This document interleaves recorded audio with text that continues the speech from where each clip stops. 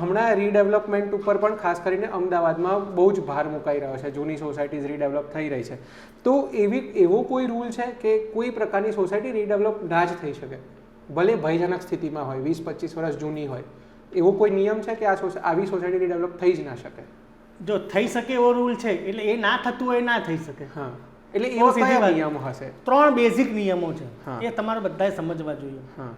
એક તો શું છે કે તમારી સોસાયટીની જે વય છે, એની એજ છે, એનું એ 25 વર્ષ કે તેથી વધુ હોવું જોઈએ.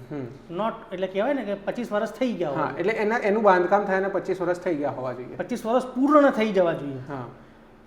બીજું કે તમારે જો સોસાયટીના જેટલા સભ્યો છે તે એની 75%થી વધુ, નોટ લેસ દેન 75, 75%, એટલે 75%થી વધુ સહમતિ હોવી જોઈએ, સભ્યોની સહમતિ હોવી જોઈએ.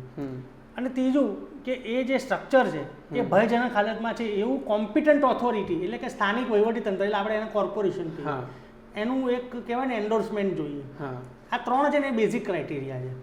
હવે આ 3માંથી કોઈ ફૂલફિલ ના થતું હોય તો એ તમે એવું માની શકો કે એ સોસાયટીનું રીડેવલપમેન્ટ ના થઈ શકે. હવે બીજી એક તમને ટેકનિકલ વાત કહું, આ એક બહુ જ સમજવા જેવી વાત છે.